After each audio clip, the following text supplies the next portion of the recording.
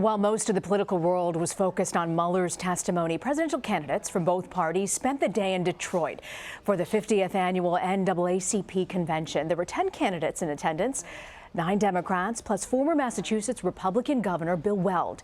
He's challenging President Trump for the Republican nomination. And during the convention, NAACP members voted unanimously to call on the House to initiate articles of impeachment against the president. Those calls were echoed by several of the candidates in attendance. President Donald Trump did everything he could to obstruct justice. We have to make clear, no one is above the law, not even the President of the United States. It is time to bring impeachment charges against him. He is not exonerated. Look, we know for a fact that the president did everything that he could to obstruct the Mueller investigation. He told people not to testify. He told people to try to fire Mueller and other people in the investigation. From what I gather, he said everything that he said in that report. And it is that there is no exoneration. He said what that report reads and says, which is that there are 10 clear separate incidents of obstruction of justice, and that the only reason there was not an indictment returned is because of a memo in the United States Department of Justice that says a sitting president cannot be indicted. CBSN political reporter Caitlin Huey-Burns was at the convention, and she joins me now live from Detroit. So, Caitlin, many of these calls for impeachment are not new for some of the Democratic candidates, but the call from the NAACP, how significant is that?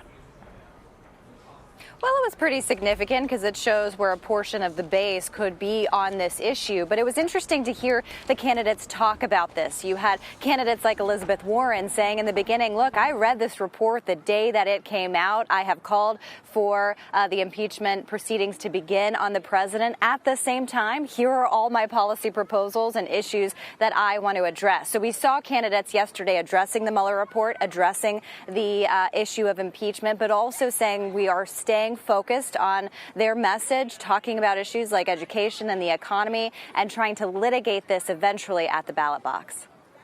Caitlin, when you look at the math, it takes 218 votes to move forward with impeachment in the House.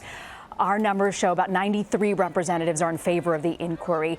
Having a vote like this with the NAACP, an important constituency, I would argue, particularly for the Democratic Party, too, will this change any thinking on Capitol Hill, you think? I really don't think it will change any opinion on Capitol Hill, because remember, you have a lot of Democrats who come from districts that had Republican DNA, that came from these swing districts and helped Democrats win back the majority. And to take a vote, even starting impeachment proceedings, would be very risky for some of those Democrats. And Nancy Pelosi knows that. That's why you heard her yesterday still trying to walk that fine line. And I will say also that now that we're getting closer to the start of 2020, now that we're getting, closer to the caucuses and primaries starting, you're hearing a lot from voters that, yes, they want Congress to do its job, pursue where this may lead, but also to focus on issues that they care about, that are affecting them more directly, and to, again, bring this to a vote in 2020. Every time we talk to you, whether it's New Hampshire or Iowa, I feel like you keep saying this, that voters are saying we want the issues, we're interested in the issues. Mm-hmm. After the speeches yesterday, you followed former Vice President Joe Biden to Dearborn, Michigan. You asked him about Senator Cory Booker, labeling him, and I'm quoting here, an architect of mass incarceration. I want to play for you Biden's response. Cory Booker called you the architect of mass incarceration. What do you think of that? Cory knows that's not true, number one. Number two, the significant part of the incarceration that occurred before the crime bill was written, number one. Number two, if you look at the mayor's record in Newark, one of the provisions I wrote in the crime bill, a pattern and practice of misbehavior, his police department was stopping and frisking people, mostly African-American men. We took action against them. The Justice Department took action against them, held the police department accountable. He objected to federal interference. If he wants to go back and talk about records, I'm happy to do that, but I'd rather talk about the future. He says he wants to talk about the future, but when you look at their two criminal justice plans, are they any different? They have a few things in common.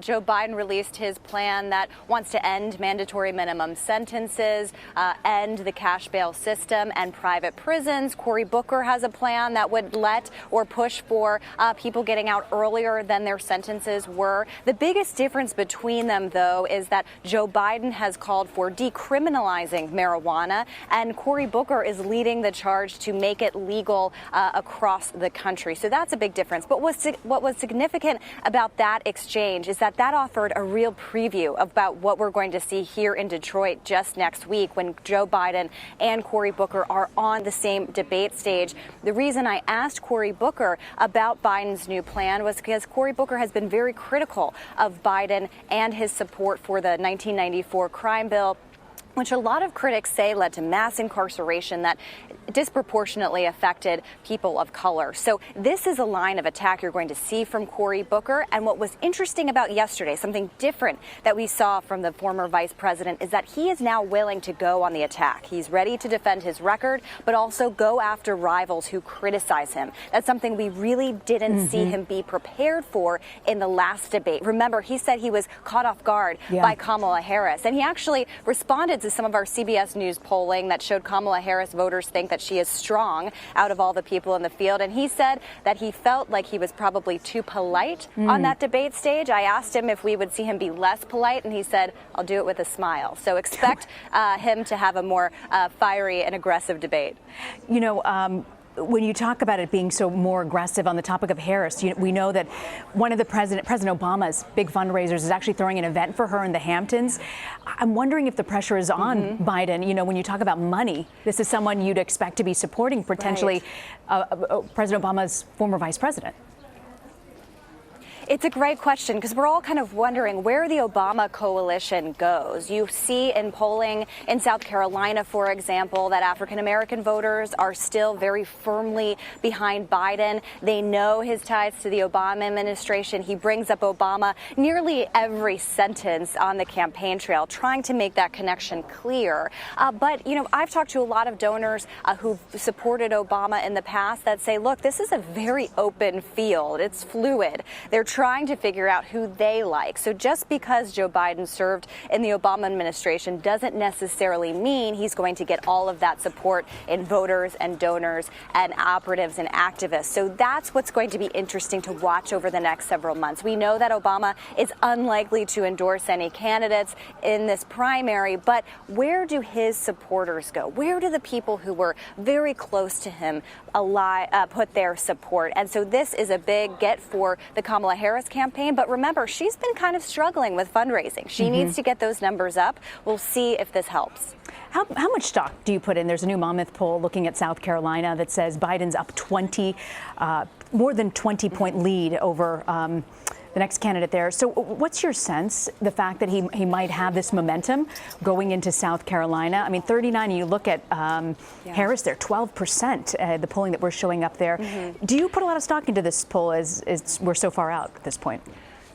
Well, we are keeping a really close eye on South Carolina. We've done a lot of reporting there because that is significant for two reasons. First, the African-American vote in South Carolina, 60% of the electorate in the primary is African-American. So that is a key constituency.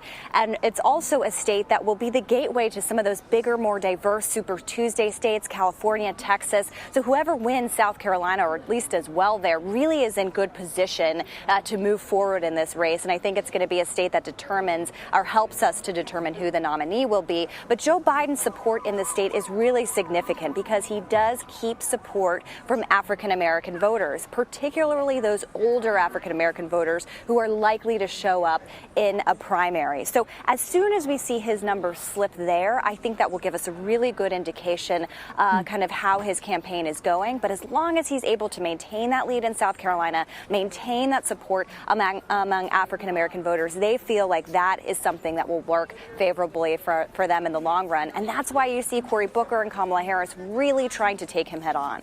Caitlin Huey-Burns in Detroit. Caitlin, thanks so much for that report. Thank you.